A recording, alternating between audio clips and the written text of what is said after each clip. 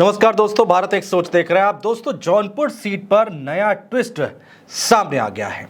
जौनपुर से धनंजय सिंह की पत्नी श्रीकला रेड्डी का टिकट कट चुका है, जो कि बीएसपी से चुनाव लड़ रही थी।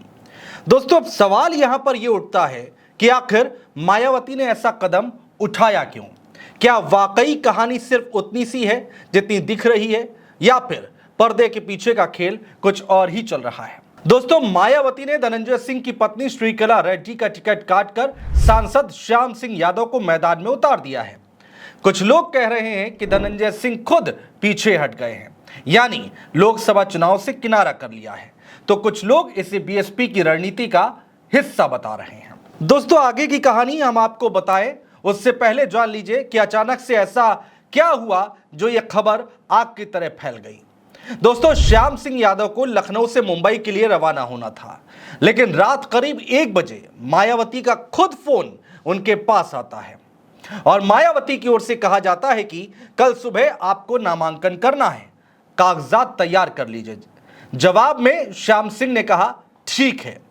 दोस्तों, एक तरफ मायावती ने धनंजय सिंह की पत्नी को मैदान में उतारा था, जिनका टिकट अब कट चुका है। 1 मई को श्रीकला ने नामांकन भी कर दिया था, लगातार चुनाव प्रचार भी कर रही थी। वहीं दूसरी ओर बीजेपी ने यहां से महाराष्ट्र के पूर्व मंत्री कृपाशंकर सिंह को मैदान में उतारा है।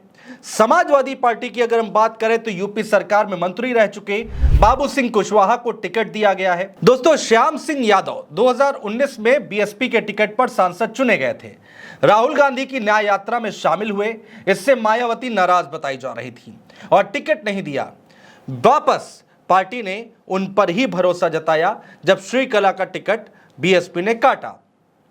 कुछ लोग दोस्तों ये कह रहे हैं कि धनंजय सिंह को 7 साल की सजा हो चुकी है, जमानत पर बाहर हैं, कई आपराधिक मामलों में विचाराधीन हैं, इसलिए बीएसपी ने आखिरी वक्त पर प्रत्याशी बदल दिया। लेकिन क्या वाकई ऐसा है? अब सवाल ये उठता है कि जब श्रीकला नामांकन कर चुकी हैं तो ऐसे में प्रत्याशी कैसे बदला जाएगा? दोस्तों, पार्टी की तरफ से जब किसी को प्रत्याशी बनाया जाता है तो उसे फॉर्म भी दिया जाता है। प्रत्याशी इस फॉर्म को नामांकन के दौरान निर्वाचन अधिकारी के पास जमा कराता है।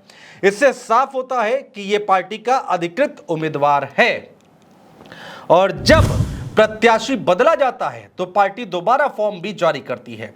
निर्वाचन अधिकारी के नाम से जारी इस फॉर्म में लिखा होता है कि पुराने फॉर्म को निरस्त करते हुए पार्टी उन्हें नया प्रत्याशी बना रही है। इससे नया प्रत्याशी पार्टी का अधिकृत उम्मीदवार हो जाता है। तो दोस्तों, जो पहले नामांकन कर चुका प्रत्याशी होता है उसका नामांकन स्वतः ही खत्म हो जाता है। अब दोस्तों, यहां पर सवाल ये उठता है कि धनंजय सिंह की पत्नी का टिकट कटने से और अब उनके चुनावी मैदान में न उतरने से किसे फायदा हो सकता है? जौनपुर में समाजवादी पार्टी से बाबू सिंह कुशवाहा प्रत्याशी हैं, जो कभी बीएसपी में बहुत कद्दावर, बहुत ताकतवर नेता हुआ करते थे। अति पिछड़ी जातियों में इनकी अच्छी खासी पैठ बताई जाती है। दूसरी ओर भारतीय जनता पार्टी से कृपाशंकर सिंह चुनावी मैदान में हैं। कृपाशंकर सिंह पूर्वांचल के लोगों के नेता बन गए हैं और काफी समय से कांग्रेस में रहे हैं। 2021 में बीजेपी में आ गए थे। दोस्तों, श्रीकला और धनंजय फैक्टर आने से सबसे ज्यादा भारतीय जनता पार्टी को नुकसान हो रहा था। ठाकुर बहुल वाली सीट है ये जौनपुर सीट, और यहां पर ठाकुर समाज के बिखरने का डर भारतीय जनता पार्टी को सता रहा था। कृपाशंकर सिंह के लिए यह काफी राहत वाली खबर हो सकती है, क्योंकि बीएसपी का टिकट कटने के बाद कृपाशंकर को अपनी जाति के वोट मिलने की संभावनाएं और भी ज्यादा बढ़ गई हैं, उम्मीदें और भी ज्यादा बढ़ गई। दोस्तों, धनंजय सिंह की पत्नी के चुनाव मैदान में आने के बाद ठाकुरों का वोट बड़े पैमाने पर बट रहा था, लेकिन अब बीजेपी ने राहत की सांस जरूर ली होगी। आखिर कौन है श्याम सिंह यादव, जिनको मायावती ने अब प्रत्याशी बनाया है? दोस्तों, श्याम सिंह यादव पूर्व रिटायर्ड प्रशासनिक अफसर हैं। 2019 में सपा बसपा गठबंधन में पहला चुनाव लड़ा था। बीएसपी के टिकट पर जीतकर सांसद बने थे और अब एक बार फिर से मायावती ने इनके ऊपर भरोसा जताया है। तो अब कहानी 2 निकल कर आ रही है दोस्तों। एक तो ये कि क्या यहां पर मायावती ने टिकट काटा है आगे आकर, या फिर धनंजय सिंह ने अपने हाथ पीछे खींच लिए हैं।